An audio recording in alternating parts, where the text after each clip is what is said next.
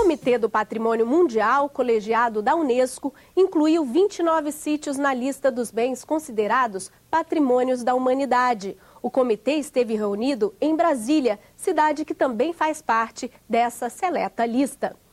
A Praça de São Francisco, na cidade de São Cristóvão, a 23 quilômetros de Aracaju, em Sergipe, é o mais novo patrimônio mundial localizado no Brasil. A praça é a única expressão no país do traçado urbanístico de origem espanhola e o 18º bem brasileiro a integrar o patrimônio mundial. Cidades, monumentos, sítios arqueológicos, reservas naturais, ecossistemas, manifestações culturais. Todos podem ser considerados patrimônios mundiais pela Unesco. É o assunto que você acompanha agora no Diplomacia Entrevista.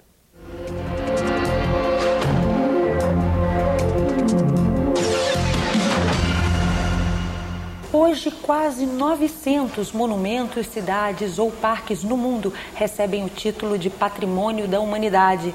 Uma vez por ano, o Comitê das Nações Unidas, criado especialmente para tratar do assunto, se reúne para reavaliar os critérios dessa escolha.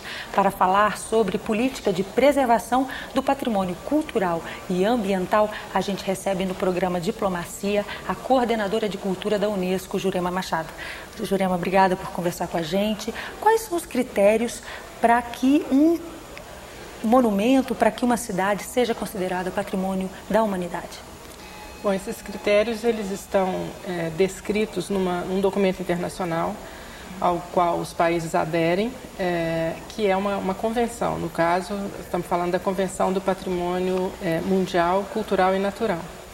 A convenção ela descreve um conjunto de critérios que, no caso dos bens culturais, estão relacionados com valores históricos, artísticos, paisagísticos, arquitetônicos, mas também valores ligados a tradições, a presença de culturas tradicionais ou de manifestações culturais relevantes naquele sítio. Do ponto de vista natural, é basicamente a representação de ecossistemas ou de biomas que sejam fundamentais à compreensão e à própria formação do planeta. E até que ponto o critério político, já que a gente vê 900 patrimônios espalhados por praticamente todos os países, contam mais do que critérios técnicos? Sim, a Convenção ela tenta o tempo todo se defender desses critérios políticos, não que eles não tenham a sua validade, o seu sentido, inclusive são também culturais de alguma forma, mas a Convenção ela tenta minimizar isso com um conjunto de parâmetros técnicos, com uma boa assessoria técnica, com instâncias de decisão que procuram ter independência e equilíbrio. É claro que, naturalmente, os aspectos políticos, eles pesam, eles interessam, eles entram, e até é bom que seja assim, porque muitas vezes, isso se colocado dentro de uma determinada medida, pode também suscitar, e talvez seja o maior valor da Convenção, eles podem suscitar as ações de cooperação. E o que acontece quando um lugar ou um monumento é considerado patrimônio histórico? Ele passa a receber recursos internacionais, um outro tipo de amparo? Quais são as vantagens e as consequências, vamos dizer assim? Para a inscrição na lista da Unesco para receber esse título, a iniciativa parte do país. Então, o que significa isso? Que um determinado país apresenta para um coletivo internacional um bem que está localizado em seu território e diz que reconhece que aquele bem tem um determinado valor, que aquele valor, inclusive, transcende as fronteiras do próprio país e que ele deseja ver aquele bem reconhecido e que, ao mesmo tempo, ele se responsabiliza pela sua conservação. Então, por que, se ele se mantém responsável pela conservação, qual que seria a vantagem seriam as consequências da inscrição?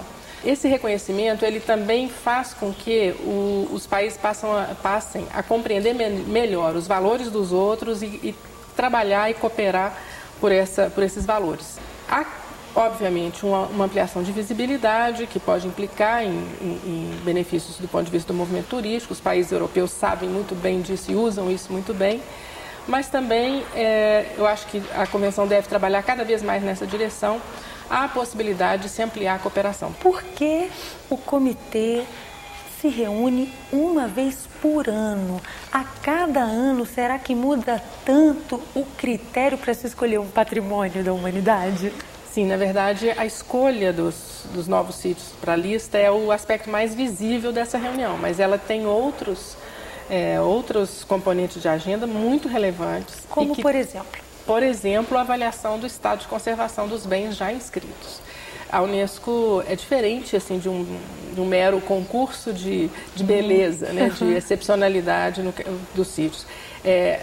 O que se estabelece pela Convenção é uma agenda de cooperação e de monitoramento da conservação do patrimônio no mundo. Então, o tema relacionado à avaliação do estado de conservação dos bens já inscritos, ele toma um espaço enorme da Convenção. E como, das reuniões, desculpe.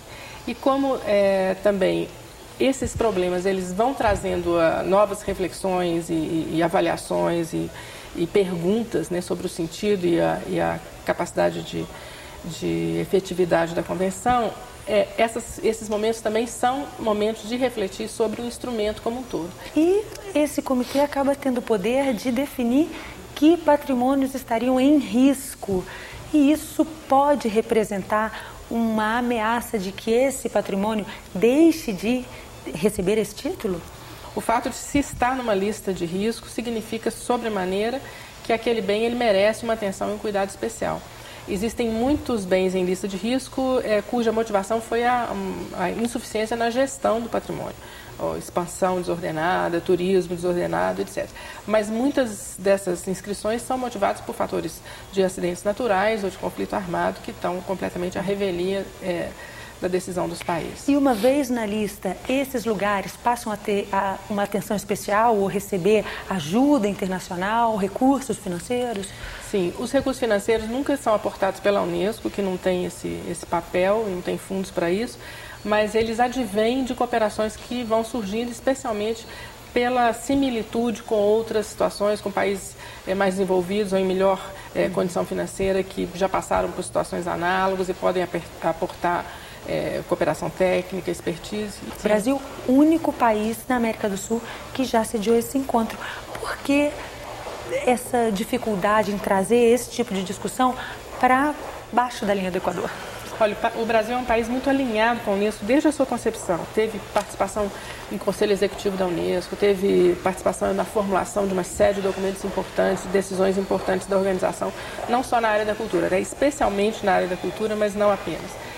No caso do patrimônio, o Brasil é um país muito requisitado pela Unesco. Quando o Brasil se ausenta, seja do comitê, seja da apresentação de novos sítios, as pessoas reclamam a presença do Brasil, porque é um país que tem uma expressão enorme, né?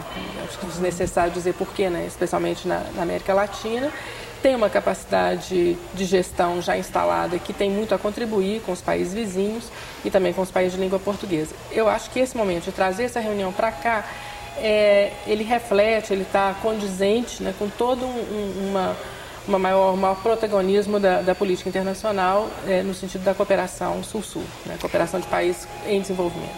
Dá para dizer que o Brasil cuida bem do seu patrimônio considerado da humanidade? Olha, eu acho que dá, considerado todo o contexto. Essa pergunta ela nunca pode ser desvinculada, porque os países em desenvolvimento, né, como o caso do Brasil, eles padecem de desafios muito grandes permanentemente, né? O que nós vemos, por exemplo, do ponto de vista da expansão urbana, das desigualdades sociais ainda presentes, muito presentes nas áreas urbanas, o momento hoje no país de novas frentes de ocupação, de novas frentes de urbanização, de novas frentes de implantação de infraestrutura, tudo isso não vem sem risco. Não que não deva ser feito, quer dizer, todos nós queremos, né, momentos de crescimento econômico e desenvolvimento, mas o patrimônio é sempre um pouco ameaçado, seja o patrimônio físico, seja as próprias tradições, as formas de vida. A gente viu no último encontro muitos países apresentarem o que se convencionou chamar de seus patrimônios imateriais. Apresentarem como patrimônio da humanidade uma dança, uma cultura indígena, uma receita culinária. Por que esses conceitos são trazidos para a discussão de patrimônios físicos e ambientais?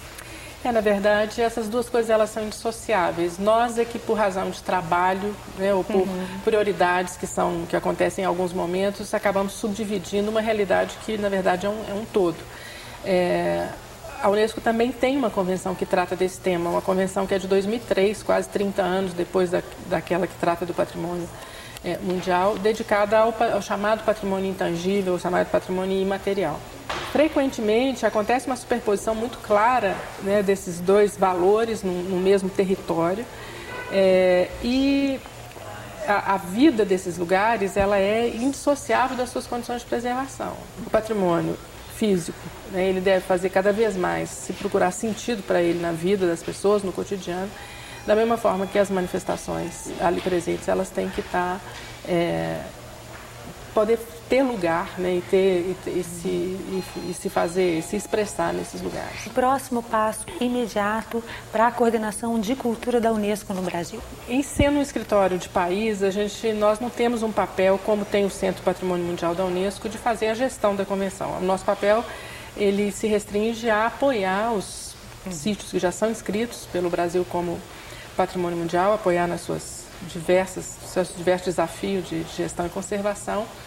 E queremos, a partir de agora, intensificar a visibilidade desses sítios, não apenas como uma estratégia de marketing ou uma estratégia vinculada estritamente ao turismo, mas para que esses sítios brasileiros eles possam constituir uma rede capaz de difundir um conjunto de boas práticas de políticas públicas.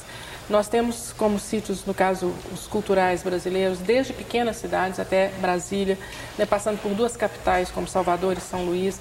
Temos cidades pequenas como Goiás, uma cidade média como Ouro Preto, que tem um dinamismo econômico maior.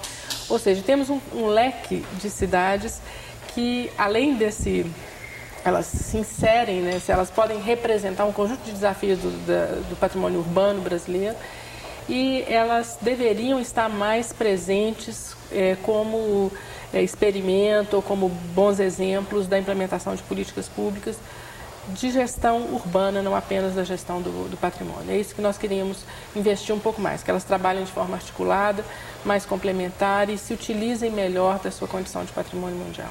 Jurema Machado, coordenadora de Cultura da Unesco, muito obrigada por essa conversa com a gente. Obrigada a você. E não perca no próximo bloco as dicas culturais do Diplomacia.